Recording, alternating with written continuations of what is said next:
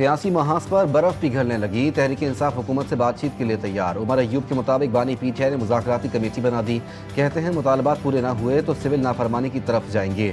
اسد قیصر کا کہنا تھا کہ قانونی حق سے کسی صورت پیچھے نہیں ہٹیں گے۔ شبلی فراز نے کہا نوجوانوں کو غلط راستے سے بچانے کے لیے مذاکرات کی طرف جا رہے ہیں۔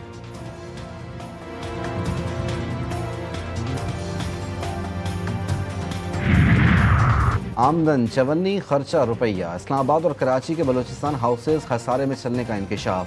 بلوچستان ہاؤس اسلام آباد کی آمدنی 5 کروڑ 84 لاکھ، اخراجات 8 کروڑ 33 لاکھ رہے۔ بلوچستان ہاؤس کراچی کے اخراجات 60 لاکھ، آمدنی 21 لاکھ رہی۔ دستاویزات کے مطابق بلوچستان ہاؤس اسلام آباد کے ایک کمرے کا کرایہ دوسرے صوبوں کی نسبت دگنا ہے۔ غفلت، لاپرواہی یا اتفاقی حادثات۔ تیز رفتاری 2 افراد کی جان لے گئی۔ میاں چنو میں کیری ڈبے نے موٹر سائیکل سوار کو کچل دیا، ایک بچہ جاں بحق، 3 افراد شدید زخمی۔ خانپور مہر میں 2 موٹر سائیکل آپس میں ٹکرا گئیں، ایک نوجوان جاں بحق، ایک زخمی۔ ننکانہ صاحب میں تیز رفتار کوسٹر اور ٹریکٹر ٹرالی میں تصادم، 2 خواتین سمیت 5 افراد زخمی۔ اور ملک بھر میں موسم سرما نے قدم جما دیے۔ اسلام آباد سمیت سندھ، پنجاب، بلوچستان، خیبر پختونخوا میں سردی کی شدت بڑھ گئی۔ قلات اور گرد و نواح میں سائبیرین ہواؤں کا راج۔ کوئٹہ میں کم سے کم درجہ حرارت -3 اور قلات میں -6 ڈگری سینٹی گریڈ ریکارڈ۔ شدید سردی میں گیس بھی مکمل غائب۔ بجلی کی طویل لوڈ شیڈنگ جاری، شہریوں کی زندگی اجیرن بن گئی۔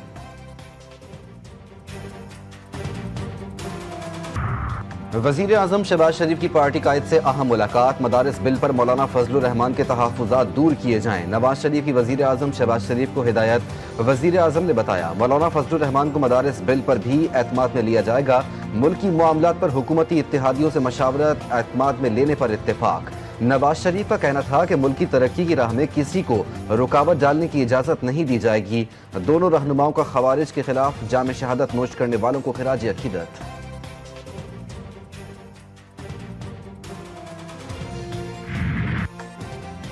18ویں ترمیم کے تحت تعلیم صوبائی معاملہ، قومی اسمبلی اس پر قانون سازی نہیں کر سکتی۔ مدارس رجسٹریشن ایکٹ پر صدر مملکت کے اعتراضات سامنے آ گئے۔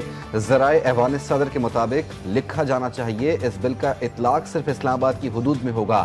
اسلام آباد کے لیے پہلے سے رجسٹریشن کا قانون موجود ہے، اس صورت میں پہلے قانون کو منسوخ کرنا پڑے گا۔ اس میں بھی ابہام ہے، پہلے قانون کی موجودگی میں دوسرا قانون کیسے بن سکتا ہے؟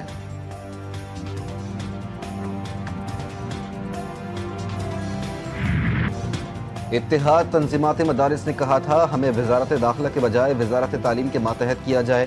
مدارس میں یکساں نصاب کے لیے کوشش کی گئی تھی۔ سابق وفاقی وزیر شفقت محمود کی جی ٹی وی نیوز سے خصوصی گفتگو۔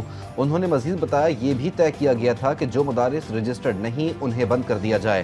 معاہدے پر تمام علماء کرام کے دستخط موجود تھے اور اب تک 18,000 سے زائد مدارس کو رجسٹرڈ کیا جا چکا ہے۔ اس معاہدے کو واپس کرنا بہت مشکل ہوگا۔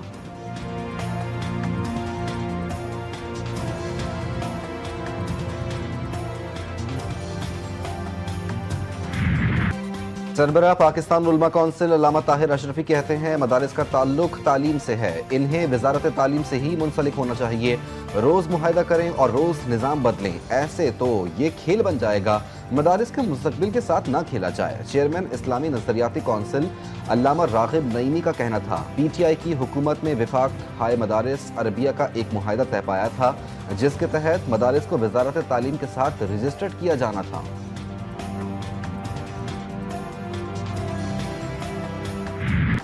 شام میں رہنے والے تمام پاکستانی محفوظ ہیں۔ سفارت خانہ زائرین سمیت پھنسے ہوئے پاکستانی طلباء سے رابطے میں ہے۔ ترجمان دفتر خارجہ نے واضح کیا ہے کہ ابھی تک دمشق ایئرپورٹ بند ہے۔ سروس بحال ہوتے ہی سفارت خانہ پاکستانی کی واپسی کے لیے تمام سہولیات فراہم کرے گا۔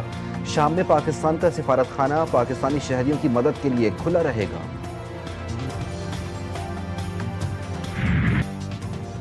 اسرائیل کی لاٹری نکل آئی، ہزاروں مسلمانوں کا قاتل نیتن یاہو شام پہنچ گیا۔ گولان پہاڑوں پر شامی حدود میں کھڑے ہو کر ویڈیو بنائی۔ اسرائیلی وزیر اعظم نے کہا یہ ہم سب کے لیے تاریخی اور مبارک دن ہے۔ بشار حکومت کی اسرائیل کے خلاف مزاحمتی محاذ میں مرکزی حیثیت تھی۔ نیتن یاہو کا شام کے سرحدی علاقے اسرائیلی قبضے میں کرنے اور وہاں ایک ملٹری زون قائم کرنے کا اعلان۔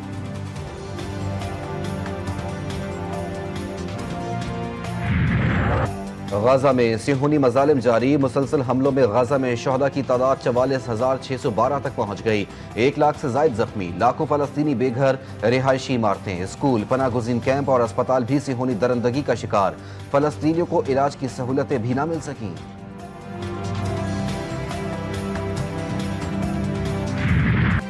لبنان میں اسرائیلی حملے جاری، حزب اللہ سے جنگ کے نام پر رہائشی علاقے صہیونی فوج کا نشانہ، نام نہاد صہیونی فوج نے عارضی جنگ بندی معاہدے کو بھی توڑ دیا۔ لبنان میں شہداء کی تعداد میں مسلسل اضافہ، حزب اللہ کی جوابی کارروائیوں سے اسرائیلی فوج بھی پریشان۔ بانی پی ٹی آئی کی زندگی کو اپنے ہی ہواریوں سے خطرات، سینیٹر فیصل بافجہ کی بہادرآباد میں ایم کیو ایم کے رہنماؤں سے ملاقات کے بعد گفتگو، کہا دوستی اور دشمنی کھل کر نبھاتا ہوں، ملک اب روز روز کے دھرنوں اور احتجاج کا متحمل نہیں ہو سکتا، جب تک ہم ساتھ نہیں بیٹھیں گے پاکستان کے مسائل حل نہیں ہوں گے، ہمیں سب سے پہلے سب کا مینڈیٹ تسلیم کرنا ہوگا۔ مصطفیٰ کمال نے کہا کہ پاکستان کو آگے لے کر جانے کے لیے کوئی غیر سیاسی مشترکہ ایجنڈا ہونا چاہیے۔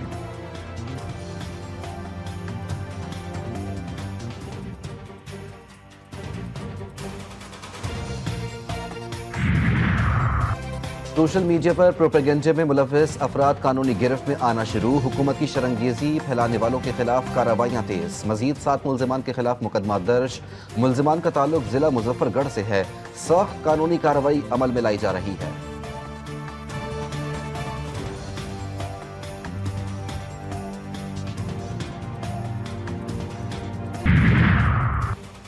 شاہینوں کا پروٹیز سے ٹاکرا، قومی ٹی20 کے اسکواڈ کے ڈربن میں ڈیرے، قومی squad Kingsmead cricket stadium میں بالنگ، بیٹنگ اور فیلڈنگ کی پریکٹس کرے گا۔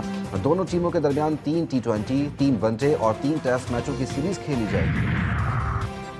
ایڈیلیڈ میں بھارت کو پنک بال ٹیسٹ میں شکست، کینگروز نے بھارتی سرماؤں کو 10 وکٹوں سے ہرا دیا، آسٹریلیا نے 19 رنز کا ہدف بغیر کسی نقصان کے حاصل کیا، آسٹریلیا کے پہلے اننگ میں 157 رنز کی برتری حاصل کی، بھارتی ٹیم دوسری اننگ میں 175 رنز پر ڈھیر ہو گئی تھی، آسٹریلوی کپتان پیٹ کمنز کی 5 وکٹیں، 5 میچوں کی سیریز 1-1 سے برابر۔